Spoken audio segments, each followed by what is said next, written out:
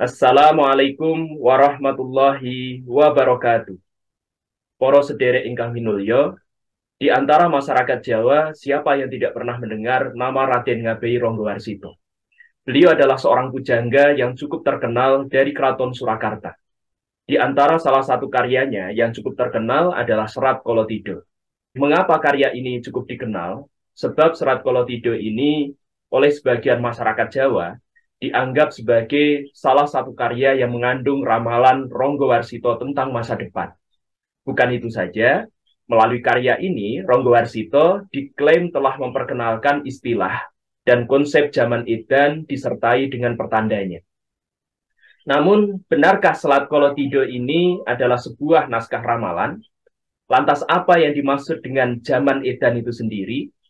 Benarkah isi naskah ini memang ide dan gagasan Ronggowarsito sendiri? Nah, saudara-saudara, mari kita ikuti pembahasan tentang naskah Serat Kolotido. Selamat menyaksikan.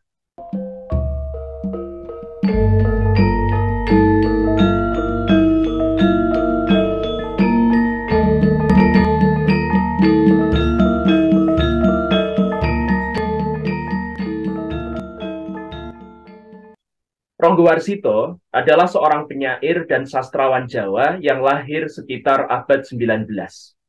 Beliau lahir tanggal 14 Maret tahun 1802 dan wafat tanggal 24 Desember tahun 1873. Dia dikenal sebagai pengarang beberapa karya sastra Jawa yang terkenal. Namun, salah satu karya yang paling terkenal dan paling penting dari Ronggowarsito adalah Serat Kolotido. Kutipan naskah ini bahkan pernah menjadi tulisan mural di dinding sebuah bangunan yang ada di Leiden, Belanda. Serat Kolotido mengandung banyak pesan moral dan nilai-nilai kehidupan yang sangat penting bagi masyarakat Jawa. Isi naskah Serat Kolotido sangat relevan bagi kehidupan kita hari ini, karena di dalamnya banyak mengandung pelajaran yang penting tentang bagaimana mengatasi kesulitan dan tantangan hidup kita, serta tentang pentingnya memiliki tujuan hidup yang jelas dan membangun karakter yang baik. Serat Kolotido termasuk dalam jajaran naskah Jawa yang tidak terlalu panjang, karena hanya terdiri dari 12 bait tembang sino. Bagaimana latar belakang penulisan naskah ini? Apakah Ronggowarsito menuangkan ide-idenya sendiri, atau dia mendapatkan inspirasi dari naskah lain ketika menulis Serat Kolotido ini? Mari kita bahas. Menurut pendapat Raden Brotokesowo, jadi Raden Brotokesowo ini adalah seorang budayawan Muslim yang banyak membicarakan tentang naskah Jawa. Ide penulisan Serat Kolotido itu tidak sepenuhnya berasal dari Raden Ngabei Ronggowarsito itu sendiri. Pujangga Keraton Solo ini mengutip dan mengambil gagasan yang berasal dari Serat Sentini, terutama pupuh nomor 257 Tembang Pocong dan pupuh nomor 248 Tembang Sino. Serat Sentini sendiri adalah karya dari 3 orang. Yang pertama adalah Raden Ngabei Ronggo Sutrasno, dan yang kedua adalah Raden Ngabei Yosodipuro, dan yang ketiga adalah Raden Ngabei Sastrodipuro. Naskah Serat Sentini ini ditulis atas perintah Raden Mas Sugandi, yang pada masa berikutnya kemudian bertahta menjadi Susuhunan Pakubuwono kelima, Raja Surakarta. Raden Ngabei Sastrodipuro adalah seorang haji yang dikenal dengan nama Kiai Haji Muhammad Ilhar. Maka tidak mengherankan naskah ini memiliki nilai kandungan yang cukup kental. Raden Ngabei Sastrodipuro inilah yang bertanggung jawab untuk memeriksa dan menuliskan berbagai pernik tentang ajaran Islam yang ada dalam naskah Serat Sentini. Para sederek ingkang minulya, selanjutnya mari kita bahas isi dari Serat Kolotido karya Raden Ngabei Ronggowarsito yang menggunakan metrum tembang sino. Nah, sekarang mari kita bahas pada bait yang pertama. Dalam Serat Kolotido, Ronggowarsito pada bagian bait yang pertama, beliau menuliskan Mangkyo Dalajating Projo Kawurian Wusunyoruri. Rurah pangreing ukara karono tanpa palupi. Atilar silastuti sarjono sujono kelu. Kalunglun Kolotido tidem tandaning dumadi ardianing rat dening Karoban Rubedo. Ungkapan ini kalau kita terjemahkan, saat ini pertanda negara sedang dalam keadaan sunyi sepi. Hal ini terjadi karena aturan-aturan yang telah rusak, karena ketiadaan keteladanan. Para cendekiawan dan orang-orang yang bijaksana, hatinya terpengaruh oleh zaman keraguan. Nah, di sini saya memaknai kolotido itu sebagai zaman keraguan. Nanti akan sedikit kita bahas. Mereka menunjukkan tanda terjadinya keprihatinan. Dunia tenggelam dalam angan-angan atau kesedihan hati akibat kesukaran yang datang silih berganti. Pada bagian bait yang pertama ini, Ronggo Warsito menggambarkan bahwa keadaan negara saat itu berada dalam kondisi sunyoruri. Di sini saya maknai sunyoruri itu sebagai sunyi sepi. Kesunyian ini nampaknya menggambarkan negara yang dalam kondisi tidak tentram, sehingga rakyatnya lebih memilih untuk berdiam diri. Ketidaktentraman itu terjadi akibat peraturan yang rusak dan minus keteladanan. Bahkan para cerdik pandai dan para bijak tidak mampu berbuat apapun. Mereka hanya terdiam karena terpengaruh oleh zaman keraguan. Semua pihak berada dalam keprihatinan karena datangnya kesukaran dan kesulitan hidup yang tiada henti menimpa manusia. Untuk menggambarkan kondisi zaman ini, Ronggo Warsito menggunakan istilah kolotido. Kata ini memiliki makna gitu ya. Jadi dari kata kolo maknanya adalah waktu atau zaman. Sementara kata tido itu maknanya adalah cacat atau kondisi serba kurang. Selain itu, dalam ungkapan Jawa, kita juga bisa menemukan kata tido-tido. Jadi kata tido-tido ini maknanya samar, ragu-ragu, belum terang, khawatir.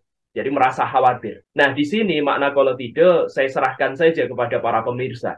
Apakah akan dimaknai sebagai zaman samar-samar, atau zaman penuh keraguan, atau zaman yang cacat, atau zaman yang serba kekurangan. Kalau kita menggunakan versi Brotokesowo dan Raden Tanoyo, kata derajat dalam naskah ini diungkapkan sebagai dalajat, yang artinya adalah alamat atau pertanda. Raden Brotokesowo menjamin bahwa kata dalajat ini lebih tepat untuk digunakan. Hal ini mengingat bahwa Raden Ngabei Ronggo Warsito menggunakan serat Centini sebagai bahan penulisan serat kolotido. Dalam serat Centini sendiri, kata dalajat adalah kata yang digunakan. Jadi menurut saya secara pribadi, kata dalajat memang lebih tepat digunakan, meskipun bukan berarti penggunaan kata darojat itu adalah salah.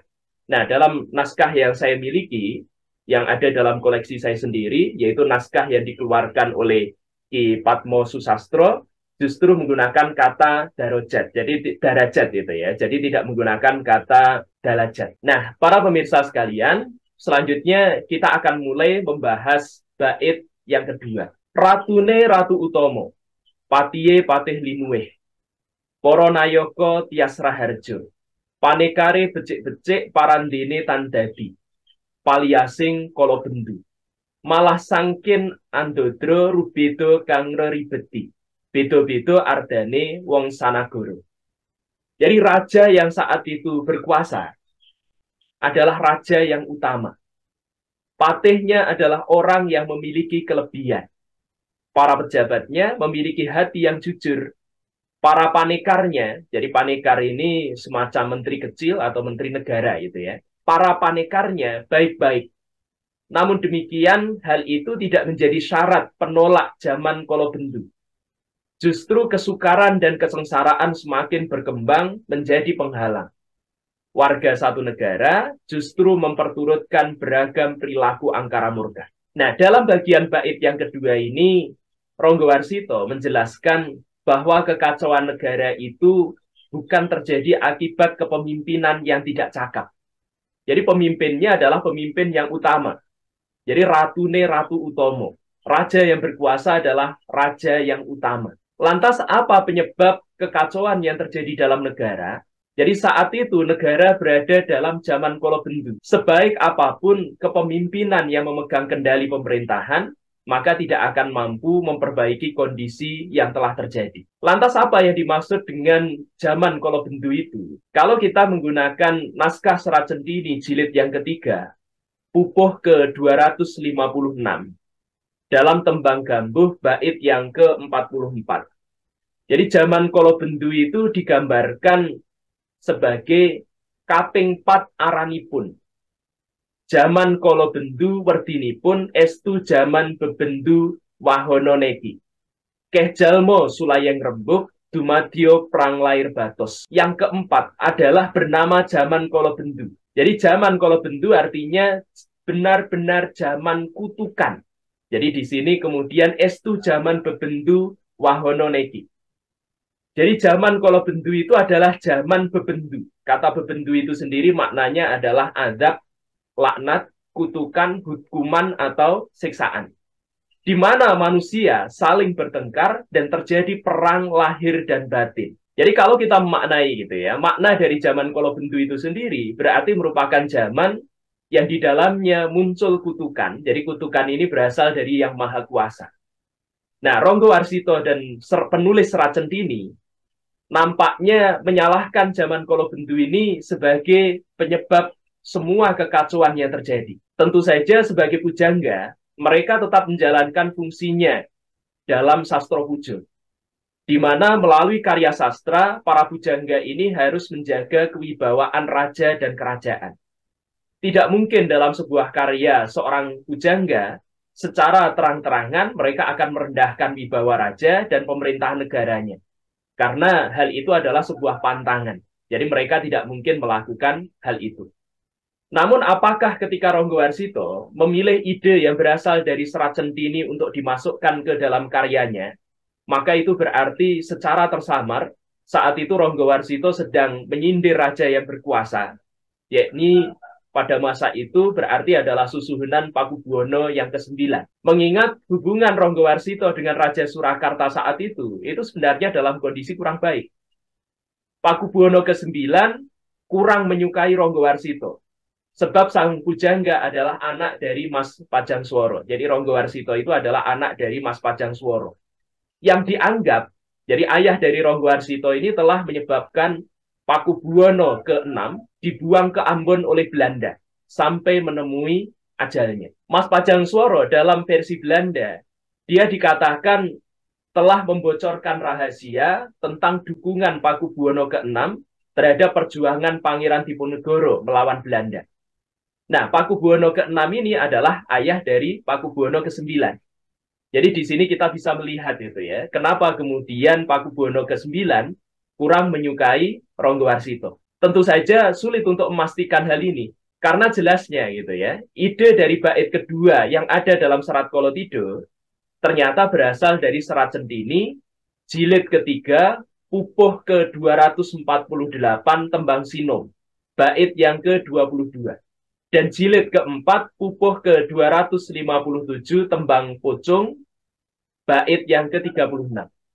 Jadi apakah Ronggo Warsito memiliki motif tertentu ketika menggambarkan kondisi kerajaan Surakarta? Ketika dia mengolah ide dari Serat Centhini ke dalam karyanya, maka hal ini sulit untuk dipastikan. Nah, para sederek, selanjutnya kita akan masuk pada pembahasan bait yang ketiga. Dalam bait yang ketiga, kita akan menemukan ungkapan dari Ronggo Warsito sebagai berikut. Katetangi tangi siro, siro sang paramengkawi, kawilet ing tiasduh kita.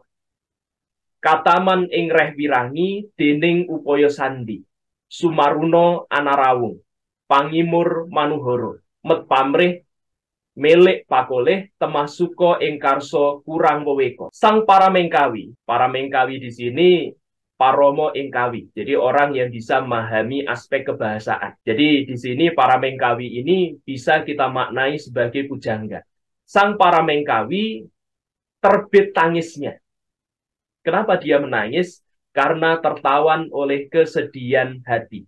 Kawilet ing tiasduh kita. Kataman ing reh wirangi, berada dalam kehati-hatian. Karena perbuatan tersembunyi yang menyertai dalam pergaulan. Tersamar dalam untaian kata yang manis, mencari pamrih berharap akan keuntungan. Sehingga membuat manusia menyukai dalam hati, namun kurang kewaspadaan. Jadi dalam bait yang ketiga yang sudah saya bacakan tadi, ini menunjukkan bangkitnya kesadaran dalam diri sang pujangga. Dia bersedih atas kepalsuan yang hadir di sekitar kehidupannya. Banyak manusia yang mampu berkata-kata dan bermuka manis di hadapan Sang Pujangga, tapi hati mereka sebenarnya dipenuhi dengan ambisi dan pamrih.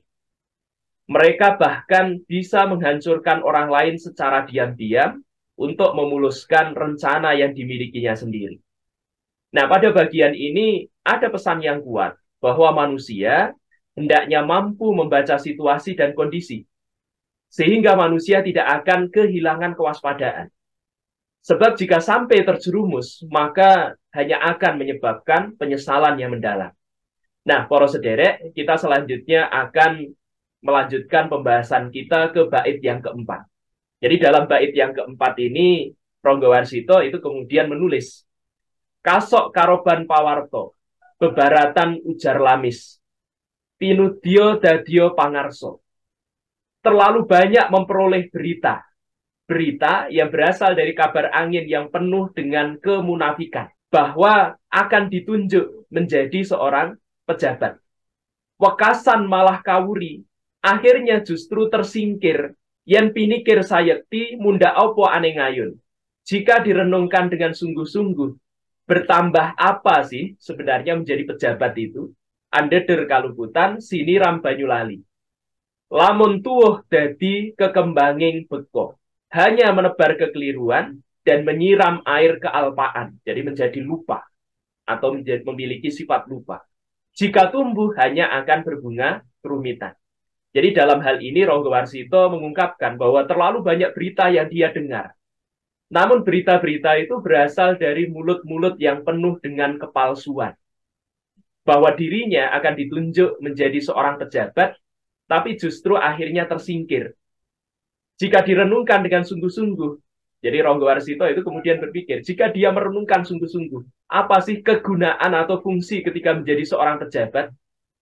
Ternyata menjadi pejabat itu bagi dirinya hanya menebar kekeliruan, menyiram air kealpaan atau lupa. Jadi ketika menjadi pejabat justru dia lupa dengan amanah yang dipegangnya. Jika bisa tumbuh hanya akan berbunga kerumitan. Jadi jika dia sudah menjadi pejabat justru akan mendapatkan kesulitan-kesulitan dalam menjalani kehidupan. Jadi jika diperhatikan apa yang disampaikan oleh Ronggowarsito dalam bait ketiga ini nampaknya memang agak mirip dengan kisah kehidupan Ronggowarsito itu sendiri. Sang Pujangga saat itu sedang masyhul. Kenapa? Karena dirinya harus mundur dari istana. Dia sudah mendengar kasak kusuk bahwa dirinya akan diangkat menjadi seorang bupati. Seperti halnya kakeknya, yaitu Raden Sastronegoro, alias Raden Ngabei Yosodipuro yang kedua. Jadi Raden Ngabei Yosodipuro ini adalah salah satu penulis dari naskah Serat Centini yang tadi kita bicarakan, yang kemudian dikutip oleh Ronggowarsito untuk menulis Serat Kolotido. Namun ternyata dengan adanya kasak kusuk yang menyatakan bahwa dirinya akan menjadi seorang bupati, sampai Ronggowarsito ini wafat, dia tetap tidak pernah mendapatkan jabatan tersebut. Jadi Ronggowarsito itu jabatannya berhenti sampai dia mengalami kematian. Namun meski demikian, tetap harus diingat bahwa bait keempat dari naskah Serat Kolotido ini adalah hasil pengolahan Ronggowarsito terhadap naskah yang telah ada, yaitu Serat Centini jilid yang ketiga, pupuh ke-248, Tembang Sino. Meski demikian, sangat mungkin Ronggowarsito saat itu sengaja memilih gagasan dari Serat Centini ini karena kesesuaian dengan perjalanan hidup yang sudah dilaluinya. Namun tetap saja, pesan kuat yang berasal dari bait keempat ini, yakni bahwa jabatan adalah amanah yang bisa menyebabkan manusia tenggelam dalam kekeliruan dan kealpaan. Pesan ini perlu dipegang kuat oleh mereka yang saat ini sedang menjabat satu posisi tertentu, agar jabatan yang berada di pundak mereka tidak justru menjadi beban yang menyulitkan. Dari keempat bait yang sudah kita bahas sebelumnya, nampak sekali bahwa Ronggowarsito ini sebenarnya hanya memindahkan gagasan yang berasal dari naskah lain ke dalam karyanya. Nah, dengan demikian, apakah Ronggowarsito berarti sudah melakukan plagiasi? Ronggowarsito sendiri nyatanya tetap mengolah ide yang berasal dari sumbernya dengan ungkapan-ungkapannya sendiri. Dia juga menambahkan ide-ide segar lainnya tentunya, yang berasal dari dirinya sendiri. Lagi pula di masa lampau, peniruan terhadap karya yang lain, ya sebagaimana yang ada dalam kasus Ronggo Warsito, Serat Centini salah satunya, yang merupakan karya dari kakeknya, Yosodipuro yang kedua, merupakan hal yang umum atau biasa terjadi dalam penulisan naskah Jawa. Saat itu belum ada aturan khusus yang secara ketat menjadi pedoman etis dalam penulisan. Jadi apakah Ronggo Warsito itu melakukan plagiasi atau tidak? Maka keputusan tentang hal ini saya serahkan saja pada khalayak pemirsa. Menurut saya sendiri, dengan mencermati kasus serupa dalam naskah-naskah Jawa yang lain, termasuk penerjemahan naskah-naskah dan pengayaan ide dari bahasa Jawa kuno atau tengahan ke dalam bahasa Jawa baru, maka hal ini tidak bisa dikatakan sebagai plagiasi. Nah, para sederek ingkang minulya, untuk sementara kita cukupkan dahulu kajian kita terhadap naskah Serat Kolotida. Pembahasan ini kita cukupkan sampai pada bait yang keempat. Untuk bait-bait selanjutnya, mulai bait kelima hingga bait yang terakhir, yaitu bait ke-12, semoga nanti bisa kita lanjutkan pembahasannya dalam pertemuan berikutnya. Mohon maaf atas segala kekhilafan. Wassalamualaikum warahmatullahi wabarakatuh.